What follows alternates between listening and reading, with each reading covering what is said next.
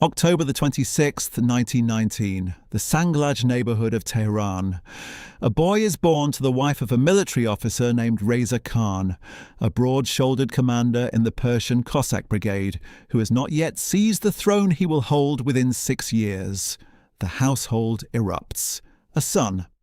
The fulfillment of both parents' ambitions, the heir they had imagined since before conception, the child who will one day be crowned Mohammad Reza Shah Pahlavi, King of Kings, Light of the Aryans, Shadow of God on earth. 5 hours later, a girl follows. She generates none of the excitement. There is already an older daughter, Princess Shams, born 2 years earlier. There is now a male heir who embodies everything. The girl is surplus. She is named Zahra. She will later be renamed Ashraf al-Muluk when her father takes the peacock throne in December of 1925.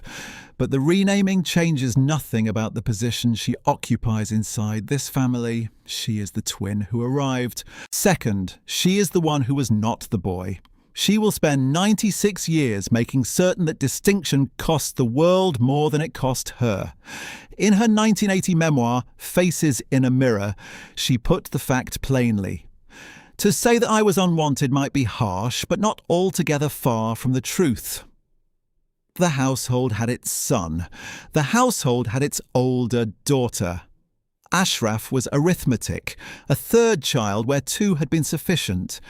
Her mother, Taj ol-Muluk, born Nimtaj Iramlu in Baku in 1896, had fled the Russian Empire with her Azerbaijani family after the Bolshevik Revolution and married Reza Khan as his second wife. She was a woman of fierce will and open favoritism. A 1972 CIA report recorded a remark she made that would define the family's internal mythology for decades. "It was a pity," the Queen Mother said. Ashraf was not the Shah. Her father confirmed it from the opposite direction. In 1941, as the Allied invasion of Iran forced Reza Shah from his throne and into an exile from which he would never return, he summoned Ashraf. He told her he wanted her to stay behind. Her brother needed her. Then he added the sentence she carried for the rest of her life. "I wish you had been a boy, so you could be a brother to him now." The wound was structural. It preceded language, preceded memory, preceded any act Ashraf could have performed to change it. She was born female into a family that needed males. She was born second into a birth that only celebrated the first. Every corridor of the palace she grew up in confirmed the hierarchy. Her twin received tutors in statecraft. Ashraf received tutors in French and deportation. Her twin received a coronation. Ashraf received a seat in the audience. The dynasty her father was building had room for one story, and it was not hers. She decided to write one anyway. Reza Shah's court in the 1920s and 30s was not a place that encouraged daughters to decide anything. The family occupied a series of increasingly grand residences as Reza Khan consolidated power, from modest military quarters to the Marble Palace and eventually the sprawling Sadabad Palace complex in the foothills of the Alborz Mountains, north of Tehran.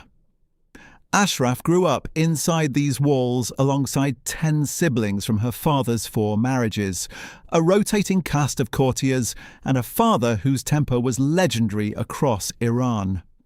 Reza Shah stood over 6 feet tall, spoke in commands, and governed his household with the same blunt authority he applied to his country. He had risen from nothing, the son of a minor military officer in the village of Alasht in Mazandaran province, and he trusted nothing he had not built with his own hands. Ashraf described herself as rebellious, quick-tempered and volatile, not as confession but as credential.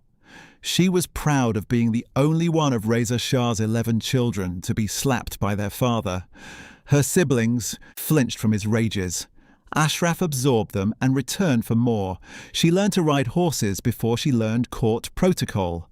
She became fluent in English and French alongside her native Persian, tutored privately because the university doors that opened for her brother remained shut to her. She did not wait for those doors to open. She walked through others. On January the 8th, 1936, at the age of 16, Ashraf stood beside her mother and her sister Shams at the graduation ceremony of Tehran Teachers College and removed her veil. It was the Kashf-e-Hijab, her father's decree abolishing the mandatory covering of women. Among the first Iranian women to appear publicly with their faces exposed in the modern era, Ashraf treated the moment not as an act of obedience to her father's law, but as a statement of personal intent. The veil came off. It never went back on. Her brother, meanwhile, was being prepared for a throne. Mohammad Reza was shy, indecisive, and physically slight. The court built itself around his future. Ashraf occupied its margins and studied how the building worked. She watched who held real influence. She noted that her father ruled through fear and directness, that courtiers who approached with flattery were dismissed while those who delivered facts survived. She adopted the method.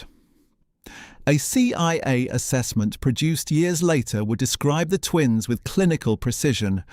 The Shah as a man of indecision, his sister as the Shah's dynamic and forceful twin. The agency noted that Ashraf had publicly questioned his manhood several times. The brother hesitated. The sister acted. The brother wore the crown. The sister held the power that kept it on his head. Reza Shah had 11 children from 4 marriages. Ashraf's full siblings included Prince Ali Reza, born in 1922, who died in a plane crash in 1954 at the age of 32. Her half-brothers, Gholam Reza, Abdul Reza, Ahmad Reza, Mahmud Reza, Hamid Reza, occupied various ranks of privilege and irrelevance within the dynasty, but no relationship in the family carried the weight that the twin bond carried. Long before we reached adulthood, Ashraf wrote, his voice became the dominant one in my life. What she didn't write, but what the record demonstrates, is that her voice became the dominant one in his. In March of 1937, Ashraf was 17 years old. Her father arranged her marriage to Mirza Ali Muhammad Khan Gavam, the eldest son of Mirza Ibrahim Khan Gavam, the powerful Kavam-ul-Mulk of Shiraz. It was a joint wedding ceremony. Ashraf and her sister Shams married their respective grooms on the same day in a display of dynastic alliance building that treated both daughters as instruments of statecraft. Ashraf wore white. She later wrote that a black dress would have been more apt. The marriage produced one son. Prince Shahram Pahlavi Nia was born on April the 18th, 1940, in Tehran. By 1942, with Reza Shah deposed and exiled by the British and Soviet forces that had invaded Iran in September 1941, the political architecture that had arranged Ashraf's marriage had collapsed. The marriage collapsed with it. She divorced Gavam and returned to Tehran, where her 22-year-old twin brother now sat on a throne he had not earned and did not yet know how to hold. The British and Soviets had placed him there as a pliable replacement for his father. Ashraf arrived to find a young Shah surrounded by foreign powers, domestic rivals, and a court that had served a strongman, and now answered to a boy. 2 years later, in 1944, Ashraf travelled to Cairo and met Ahmed Shafik Bey, the 4th son of Ahmad Shafik Pasha, who had served as minister of the Khedivial Court of Egypt, and himself the Director General of Egyptian Civil Aviation. They married in Cairo that same year. The marriage produced 2 children. Captain Prince Shahriar Mustafa Shafik, born on March the 15th, 1945, and Princess Azadeh Shafik, born in 1951. The couple separated around 1950 but did not formally divorce until 1960. Ahmed Shafik remained in Tehran to raise the children. He remarried, developed cancer, and died in 1976. On June the 5th, 1960, at the Iranian embassy in Paris, Ashraf married for the 3rd time. Her husband was Mehdi Boucheri, born in 1916, the director of the Maison d'Iran in Paris, and the nephew of the politician Javad Boucheri. They had no children together. After the revolution, they lived largely apart. Ashraf in New York and Monte Carlo, Boucheri in Paris, and by all accounts rarely saw one another, though no formal divorce was ever recorded. 3 marriages, 3 exits, 1 son from the first, 2 children from the second, none from the third. In a 1980 interview with the New York Times, Ashraf stated what the record already demonstrated. "I have never been a good mother. Because of my way of life, I was not with my children very much."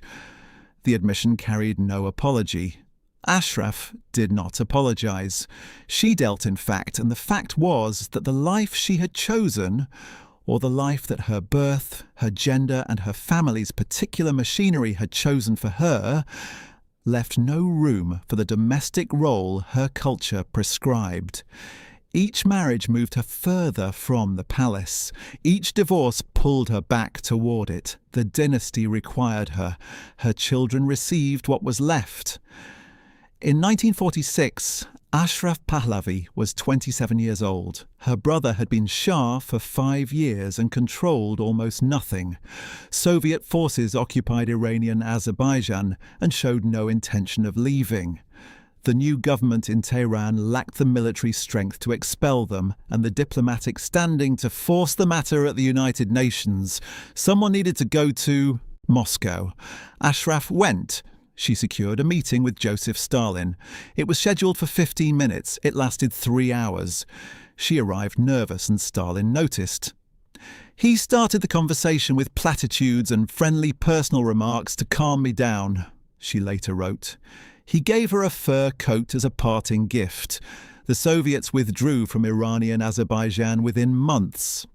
Ashraf was 27 years old, had no formal diplomatic title, and had just outperformed every male envoy the Iranian government had sent before her. The Moscow mission established a pattern that would define the next 3 decades.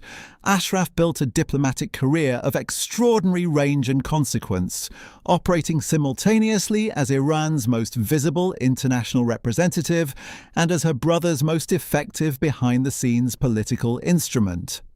She served as Iran's active delegate to the United Nations for 16 consecutive years.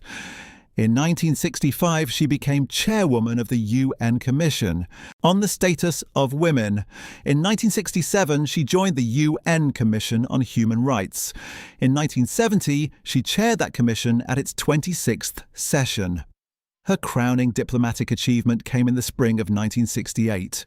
From April the 22nd to May the 13th, she chaired the first International Conference on Human Rights in Tehran, a gathering of representatives from 84 states, 4 regional organizations, and 57 non-governmental organizations.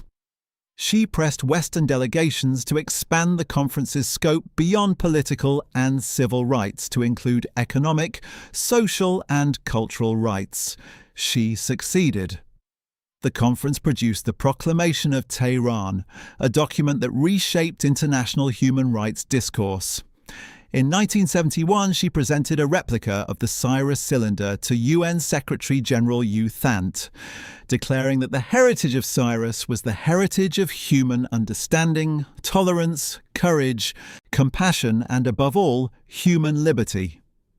In 1969, Brandeis University awarded her an honorary doctorate alongside Coretta Scott King.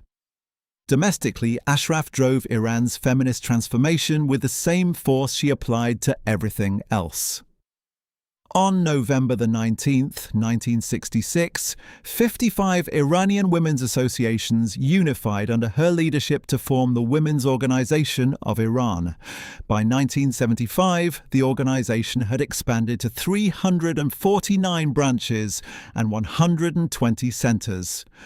By 1976, it served over 1 million women.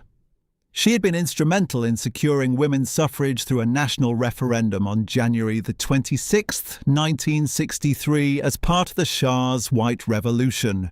She championed the Family Protection Law of 1967, which abolished extrajudicial divorce, limited polygamy, and established family courts. Its 1975 amendment raised the minimum marriage age to 18 for women and 20 for men, granted women equal divorce rights, and effectively eliminated polygamy. By 1978, 33% of Iranian university students were women, 22 women sat in parliament, and the country had a female cabinet minister, a female ambassador, and 5 women serving as mayors. The paradox embedded in these achievements was noted by Ashraf herself.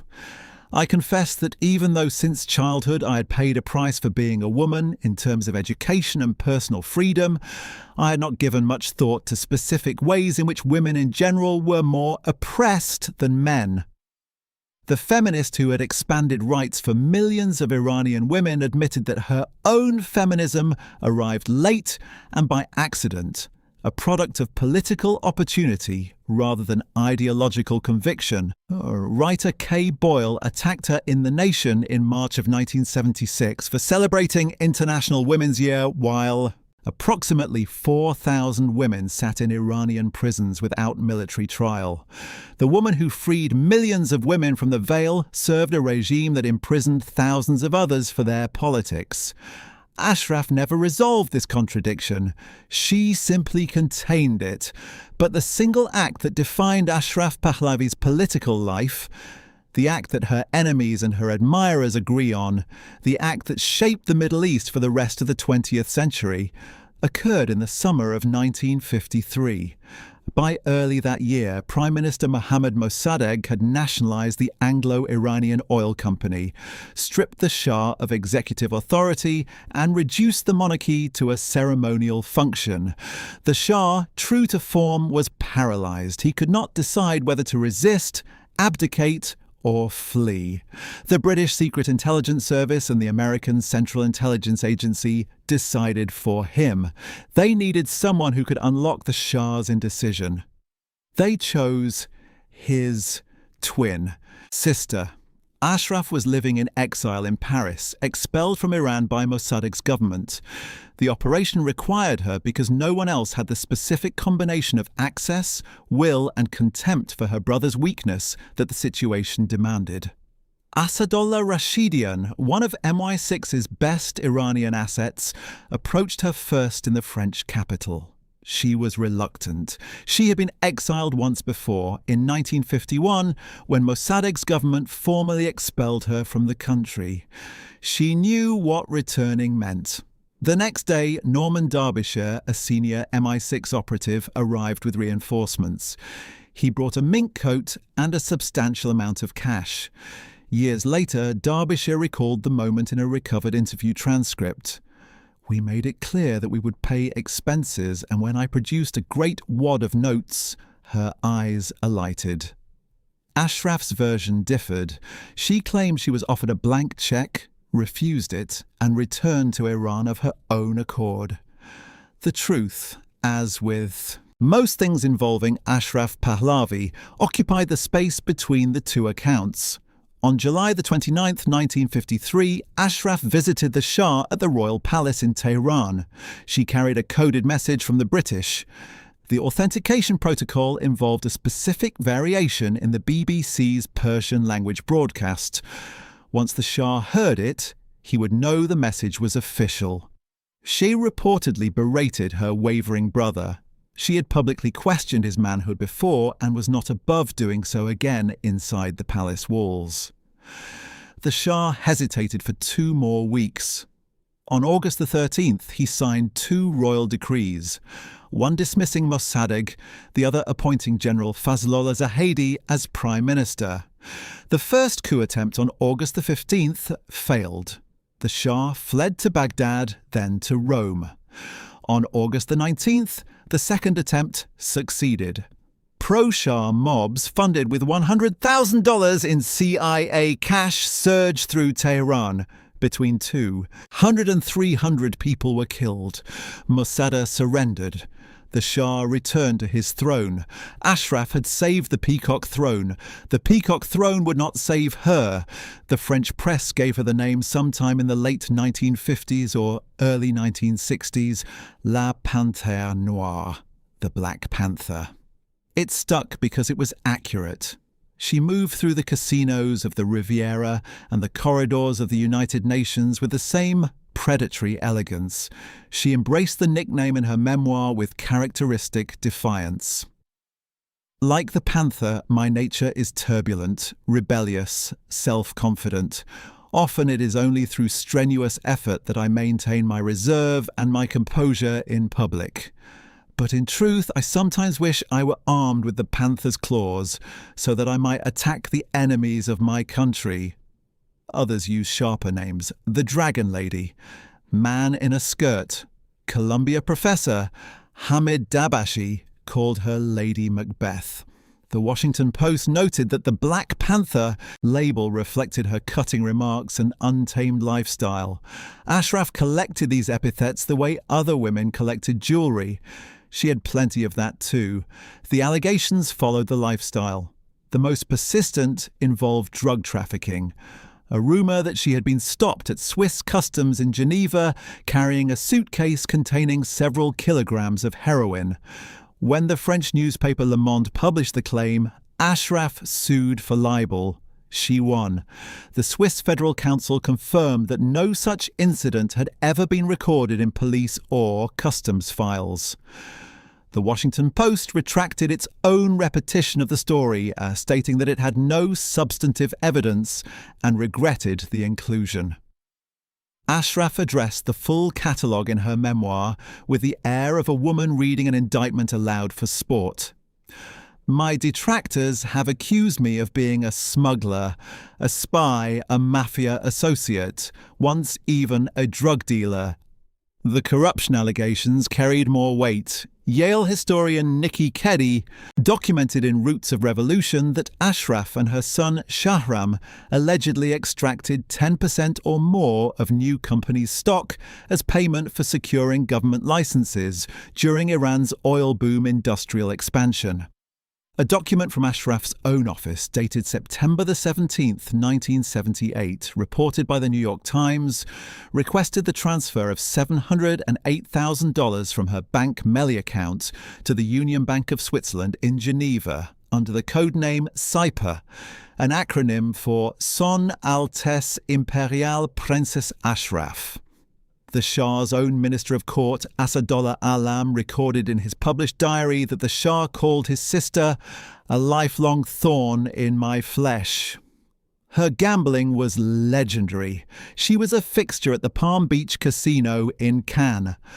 It was while returning from this casino in the early morning hours of September the 13th, 1977, to her villa at 35 Boulevard Édouard Baudouin in Juan-les-Pins, that two hooded gunmen fired 14 bullets into the side of her Rolls-Royce. Her lady-in-waiting was killed.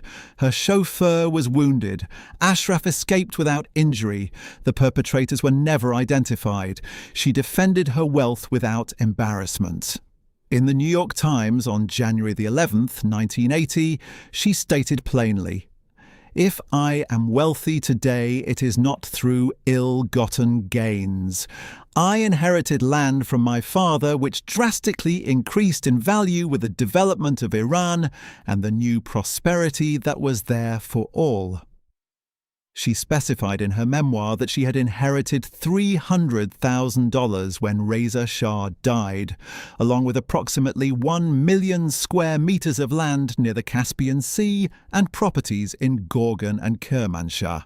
The Iranian government's lawsuit seeking approximately $3 billion from Ashraf specifically, part of a broader $56.5 billion claim against the Pahlavi family, was largely rejected by the Iran United States Claims Tribunal in a 120-page verdict on April the 7th, 2000.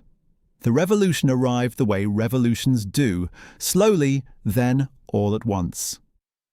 Ashraf fled Iran in 1978 before the final collapse. Her brother held on until January the 16th, 1979, when he boarded a plane at Mehrabad airport carrying a small box of Iranian soil. By February the 11th, the monarchy was finished. 2,500 years of Persian kingship, 54 years of Pahlavi rule, ended in a matter of weeks. Ashraf watched from exile. As her plane had crossed over Tehran for the last time, she had looked down and seen something that stayed with her. I saw that one corner was completely dark.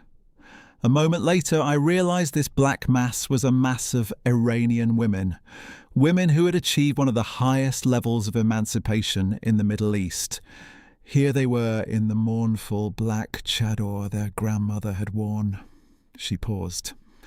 My God, I thought, is this how it ends? It was not how it ended. The ending was worse.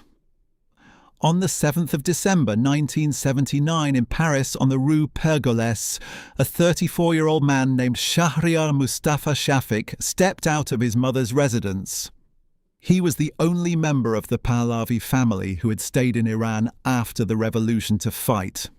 He had escaped by patrol boat across the Persian Gulf to Kuwait under heavy fire in March of that year, navigating waters that should have killed him, reaching a shore that offered only temporary safety. He made his way to Paris, to his mother's home, to the street where he now stood. A young man wearing a motorcycle helmet approached. He came close. He fired twice into Shahriar's head at close range. Shahriar Shafik fell on the pavement of the Rue Pergolese. He was 34 years old. He had been a captain in the Imperial Iranian Navy. He had been his mother's favourite child. He was the first member of the Pahlavi family assassinated overseas by agents of the Islamic Republic. Ayatollah Sadek Khalkhali claimed the killing publicly.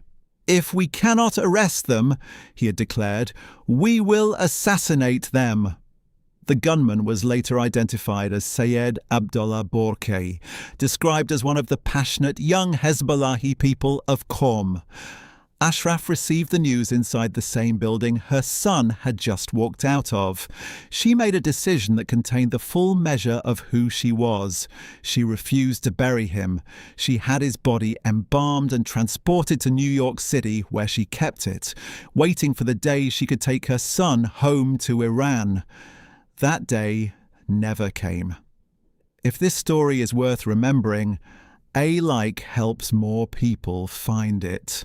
7 months after her son was murdered on the Rue Pergolese, Ashraf's twin brother died. Mohammad Reza Shah Pahlavi, the King of Kings, the light of the Aryans, the man whose throne she had saved in 1953 and whose indecision she had spent a lifetime compensating for, died of non-Hodgkin lymphoma in Cairo on July the 27th, 1980. He was 60 years old. President Anwar Sadat provided a state funeral. The Shah was buried at the Al-Rifai Mosque. Ashraf was born 5 hours after him. She would outlive him by 36 years.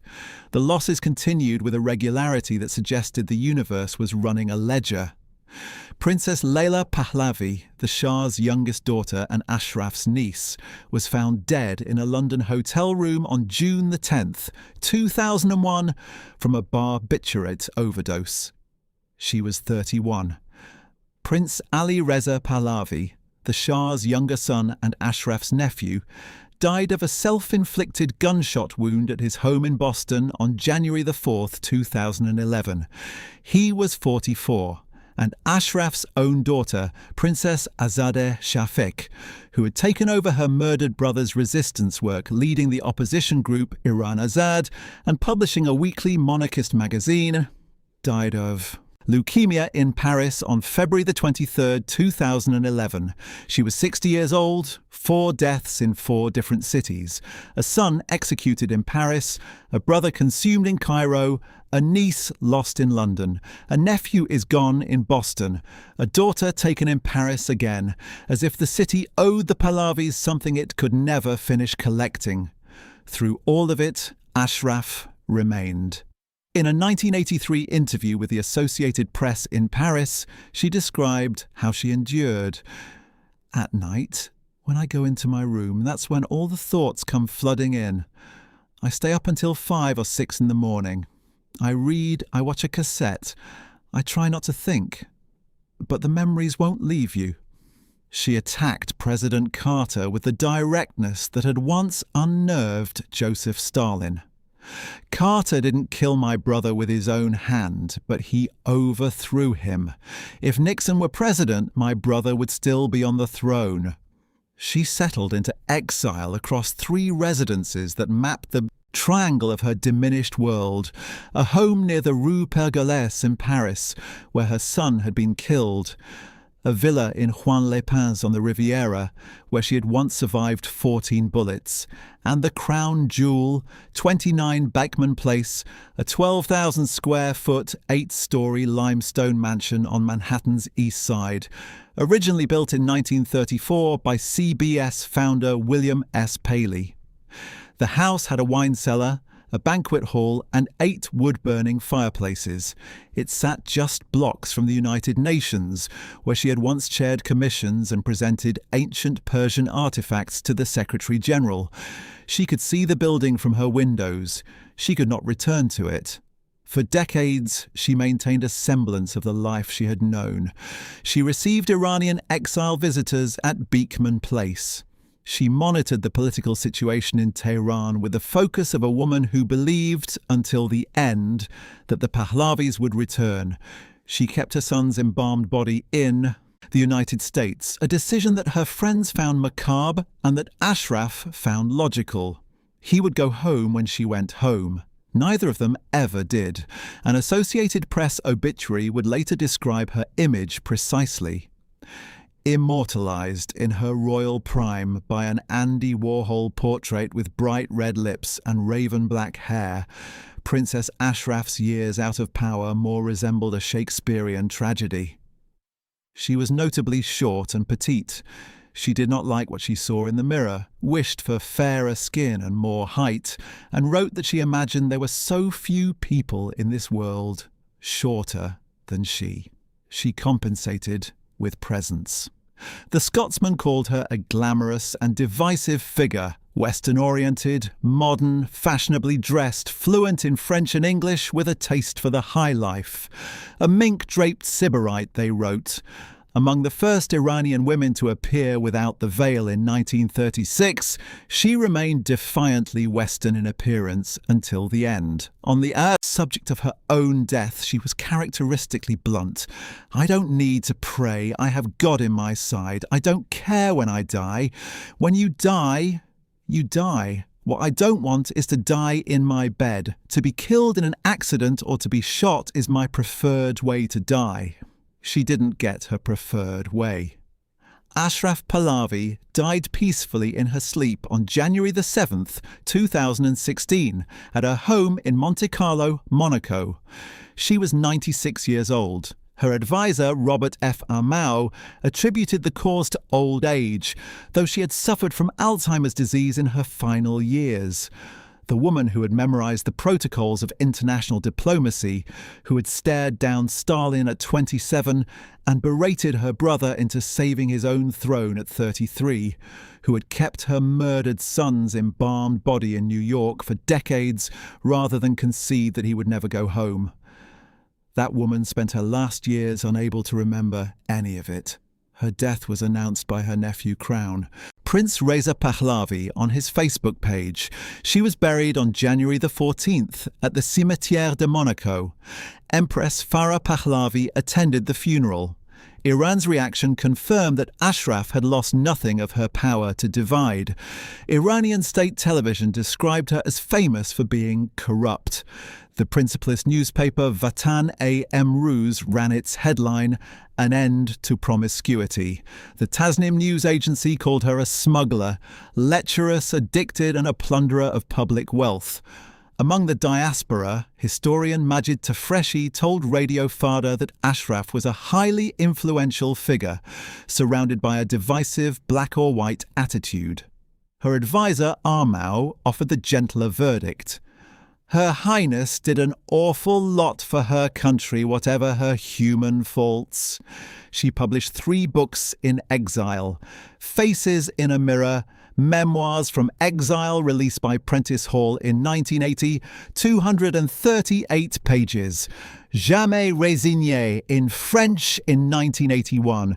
Time for Truth in English in 1995. The title of the French volume translates to Never Resigned. It was the closest thing to a motto she ever produced. Her New York mansion at 29 Beekman Place was listed for $50 million in 2014. After years of price cuts, it sold for $11.5 million in August of 2020. In October of 2023, the British government purchased it for $27.5 million. The house that once belonged to the woman who had helped orchestrate the overthrow of Iran's democratically elected Prime Minister at the behest of British intelligence now belongs to the British government. No one commented on this. Crown Prince Reza Pahlavi, the Shah's eldest son, lives near Washington, D.C. and has emerged as a prominent opposition figure advocating for democratic governance in Iran. Empress Farah Pahlavi lives in the United States. The Pahlavi dynasty survives in exile, its members scattered across continents, its name invoked by protesters in Iranian streets who never lived under its rule, and by a government that has spent 4 decades trying to erase it. In the autumn of 2022, when Iranian women tore off their headscarves in the streets and chanted for freedom after the death of Mahsa Amini, some of them held photographs of the Pahlavi family. The women Ashraf had helped liberate in the 1960s were fighting the same fight again, 60 years later, in a country that had reversed every legal protection she had helped create. The family protection law was abolished. The marriage age was lowered. The Women's Organization of Iran was dissolved. Everything Ashraf built for Iranian women was dismantled within months of the revolution. Everything except the memory that it had once existed. October the 26th, 1919. A boy is born. 5 hours later, a girl. The boy becomes Shah. He rules for 37 years. He flees. He died of cancer in Cairo at 60. The girl is not noticed. She saves his throne. She built a diplomatic career that spans 16 years at the United Nations. She secures rights for millions of Iranian women who never thanked her. She survives 14 bullets in the back of a Rolls-Royce. She outlives her twin by 36 years, her murdered son by 37, her daughter by 5. The dynasty her brother built lasted 54 years. Ashraf Pahlavi lasted 96. The one who was never supposed to matter was the last one standing.